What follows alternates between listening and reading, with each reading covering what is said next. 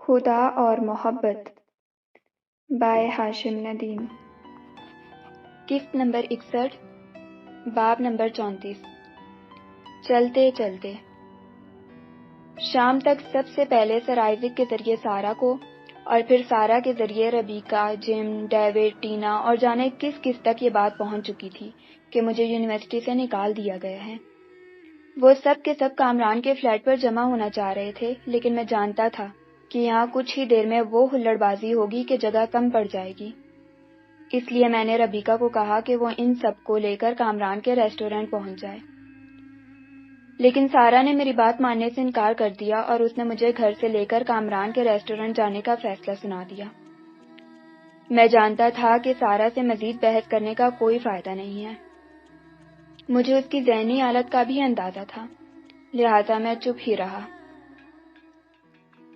میں اپنی سفید جین کے اوپر نیوی بلو سویٹر گلے سے نیچے کھینچ ہی رہا تھا کہ سارا کی گاڑی کا ہارن بج اٹھا۔ جلدی سے جوتے پیروں میں ڈالے اور نیچے پہنچا تو سارا پریشان سی اپنی سفید بیٹل سمیت موجود تھی۔ اس کی آنکھوں سے لگتا تھا کہ وہ روئی ہے۔ مجھے دیکھتے ہی اس نے گہرے رنگ کا دھوپ کا چشمہ آنکھوں پر لگا لیا، حالانکہ دھوپ تو اب ڈھل چکی تھی۔ میں چپ چاپ گاڑی میں بیٹھ گیا۔ سڑک کے کونے پر اسپینش گٹار بجانے والی لڑکی جینی ابھی تک موجود تھی۔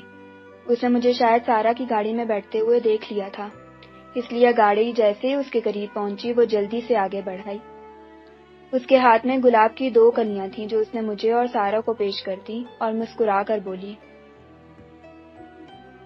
فورسینور آماد۔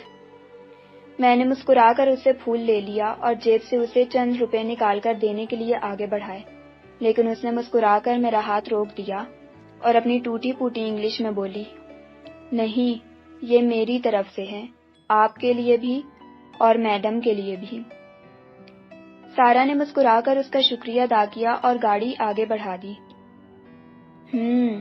تمہارے چاہنے والوں کی گنتی پوری نہیں ہو پاتی، جہاں جاتے ہو اپنا جادو بکھیر دیتے ہو، اپنی گلی میں بھی کافی مقبول ہو۔ ہاں، میں سارا کی بات سن کر مسکرا دیا۔ تم ساتھ ہو نا، اس لیے لوگ خصوصی اہمیت دے رہے ہیں۔ یہ میرے نہیں، تمہارے جادو کا اثر ہے سارا میڈم۔ سارا میری بات سن کر ہنس دی۔ اس کے چہرے پر چھایا غبار چھٹ چکا تھا۔ ڈھلتی شام پھر سے روشن ہو گئی۔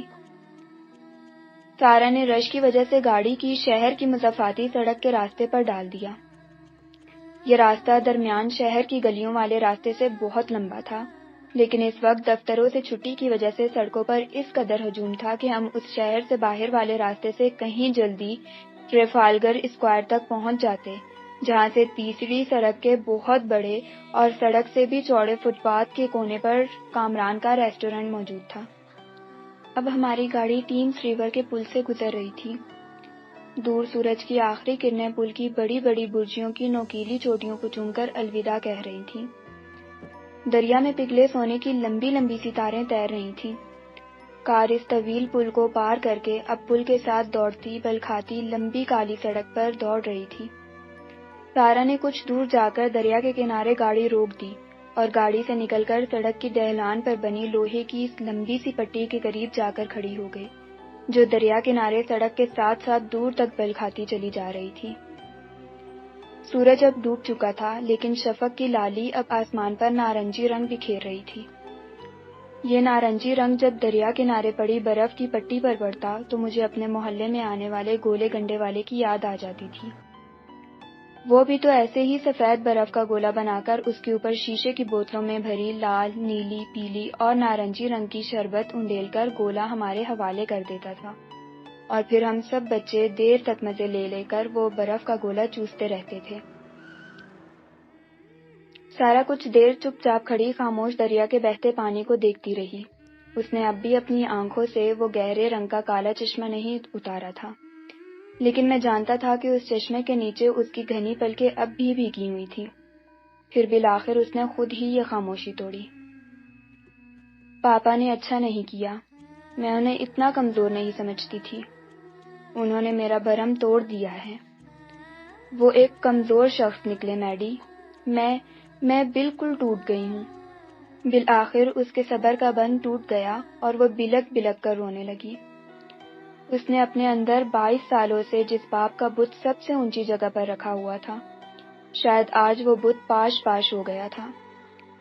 میں نے سارا کی آنکھوں سے اس کا چشمہ اتار دیا، اپنی انگلیوں اور ہتھیلیوں سے اس کے بہتے آنسو صاف کیے اور اس کے دونوں ہاتھ اپنے ہاتھوں میں مضبوطی سے تھام لیے۔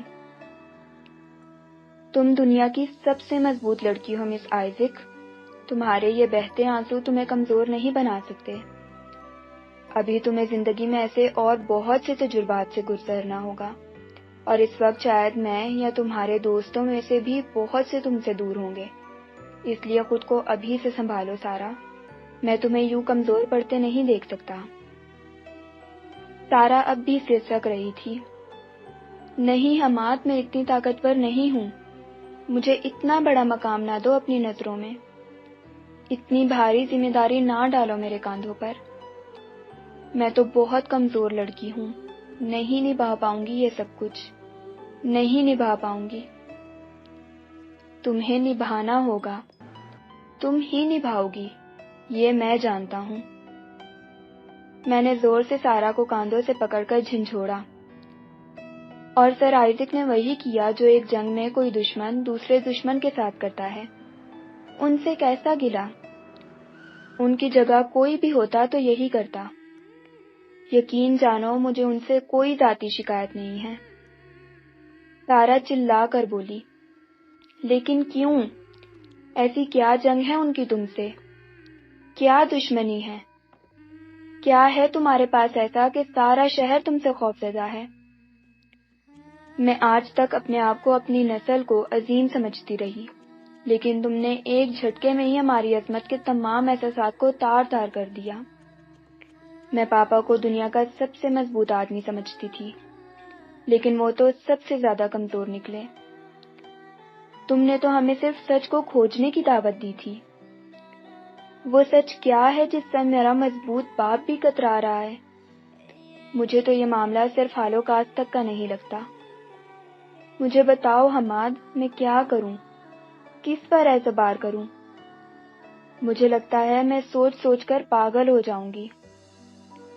میرے اندر میرے اپنے بنائے ہوئے آئیڈیاز ایک ایک کر کے ٹوٹ رہے ہیں، میں اندر سے مر رہی ہوں، میرا اعتبار، میرا بھرم ٹوٹ رہا ہے، میں کیا کروں، میں کہاں جاؤں؟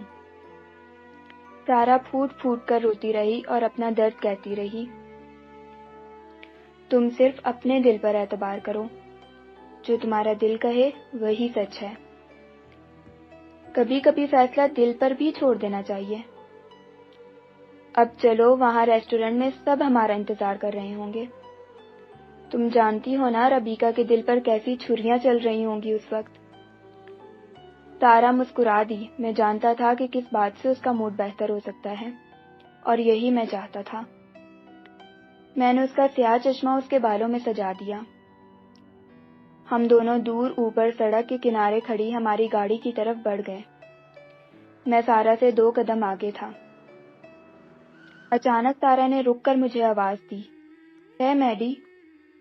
میں نے پلٹ کر سارا کو دیکھا۔ کیا تمہیں یقین ہے کہ دل ٹھیک فیصلہ کرے گا؟ مجھے کوئی دھوکہ تو نہیں دے گا؟ اس کی بات سن کر میرے ہونٹوں پر مسکراہٹ پھیل گئی۔ نہیں، تمہارا دل تمہیں کبھی دھوکہ نہیں دے گا۔ اتنی اچھی لڑکی کا دل کبھی دھوکے باز نہیں ہو سکتا۔ میرا جواب سن کر وہ بھی مسکرا دی۔ ہم دونوں گاڑی میں بیٹھ گئے اور پھر سارا نے نہ جانے کن شارٹ کٹ راستوں سے گاڑی نکالی کہ ہم آدھے گھنٹے میں کامران کے ریسٹورنٹ کے سامنے کھڑے تھے۔ وہاں تو واقعی میلہ سا لگا ہوا تھا۔ میری تقریباً پوری کلاس ہی موجود تھی، اور چند دیگر سیمسٹر کے لڑکے لڑکیاں بھی وہاں رفتہ رفتہ پہنچ رہے تھے۔ کامران ریسٹورنٹ کے اندر اور باہر کافی مصروف نظر آ رہا تھا۔ ہم دونوں کو پہنچتے دیکھ کر وہیں سے دور سے چلایا، مسٹر حماد امجد، 537 پاؤنڈ کا بل بن چکا ہے، براہ مہربانی کاؤنٹر پر تشریف لے آئیے۔ ربیکا نے فوراً اعلان کیا کہ وہ آج کا تمام بل خود دے گی۔ وہ نہیں جانتی تھی کہ کامران کبھی اس سے بل کا 1 پیسہ بھی نہیں لے گا۔ ہم سب ریسٹورنٹ کے باہر فٹ پاتھ پر لگی کرسیوں پر ہی ٹک گئے۔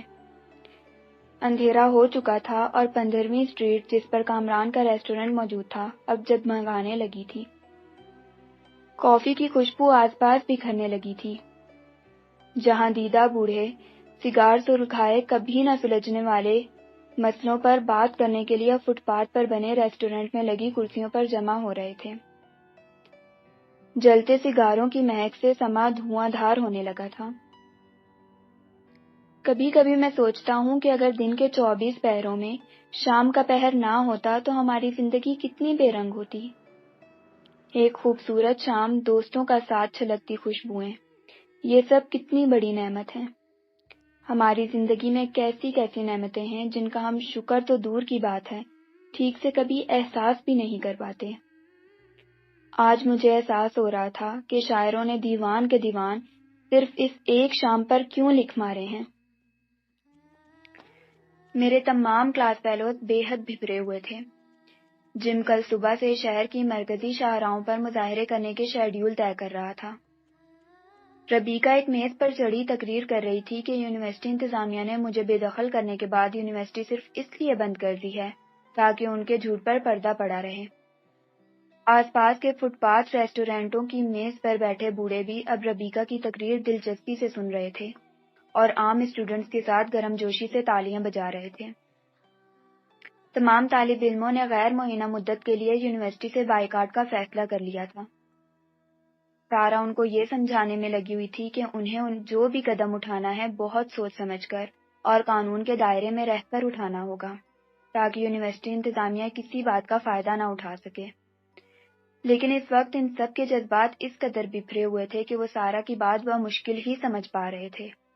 ابھی یہ ہنگامہ جاری ہی تھا کہ میں نے نیلی بتی چھت پر سجائے 3 لمبی سفید کاروں کو 15ویں گلی میں داخل ہوتے دیکھا۔ یقیناً یہ پولیس کی گاڑیاں تھیں جن کی آواز والے سائرن بند کیے گئے تھے۔ گاڑیاں ریسٹورنٹ سے کچھ فاصلے پر کھڑی ہو گئیں۔ اگلی گاڑی میں سے پارکر اپنی پتلون کے گیلس کھینچتا ہوا باہر نکلا اور مجھے دیکھتے ہی دور سے ہی اس نے گرم جوشی سے ہاتھ ہلایا۔ دیگر لڑکے لڑکیوں نے کڑی نگاہوں سے ان سب سادہ وردی والے پولیس آفیسرز کو گھورا اور لندن پولیس کے خلاف بھی نعرے بازی کی۔ میں نے ہاتھ کے اشارے سے ان سب کو روکا۔ پارکر چوئنگم چباتا ہوا میرے قریب پہنچ گیا۔ اس نے مجھ سے اور سارا سے ہاتھ ملایا۔ ہم تینوں ایک کونے والی میز پر بیٹھ گئے۔ اسٹوڈنٹس پھر سے اپنے پرانے مشغلے میں جٹ گئے۔ پارکر نے غور سے تمام طلباء اور ان کے جوش اور جذبے کو دیکھا۔ ایک ہی دن میں یہ ہماری دوسری ملاقات ہے اور مجھے یہ کہنا پڑتا ہے کہ دونوں مرتبہ تم نے اپنے بے حد مضبوط ہونے کا مجھے احساس دلایا ہے۔ جس طرح سے تمہارے صرف ہاتھ کھڑا کرنے پر یہ سارا ہجوم چپ ہو گیا تھا، اس سے ظاہر ہوتا ہے کہ وقت پڑنے پر یہ تمہارے کہنے پر کسی دریا میں بھی بخوشی چھلانگ لگا دیں گے۔ اتنے میں بیرا ہم سب کے لیے کافی کے کپ میز پر رکھ گیا، ساتھ ہی کچھ نمکین بسکٹ اور پیسٹریاں بھی تھیں۔ پارکر نے ایک پیسٹری اٹھا کر منہ میں رکھی۔ سارا حیرت سے اس کی اور میری بے تکلفی کو دیکھ رہی تھی۔ میں نے سارا کا تعارف کروایا۔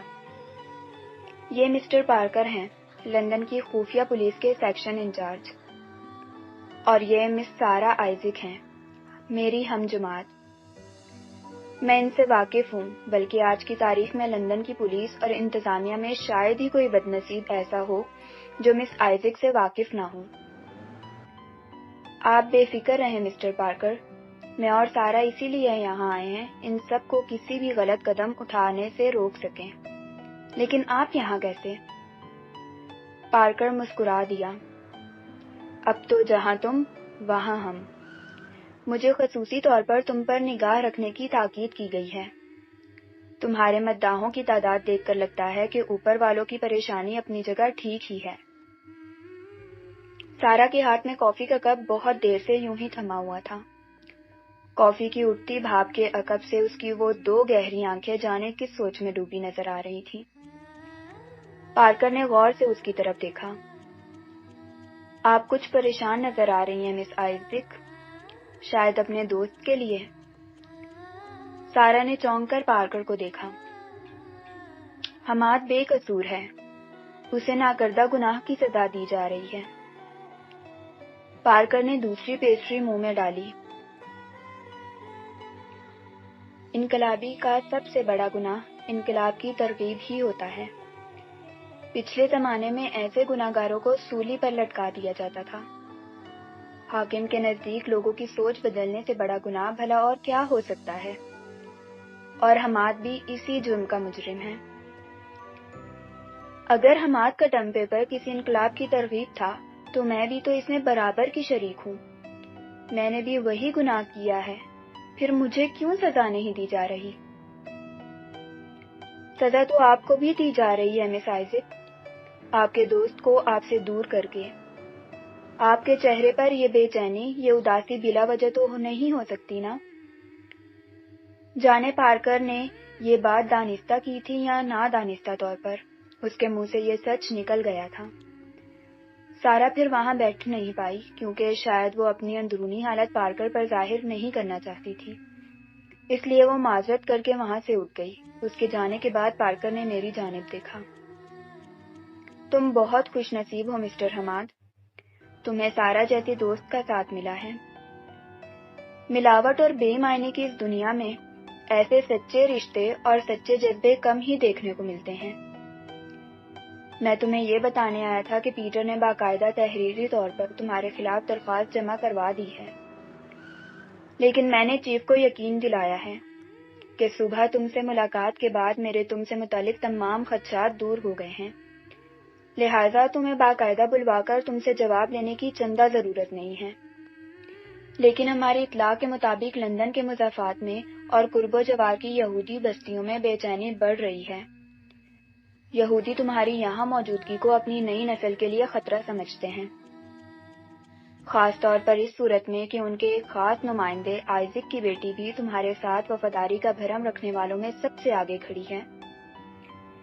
یہ ان لوگوں کے لیے ایک بڑا چیلنج اور بڑی تصحیح کی بات ہے۔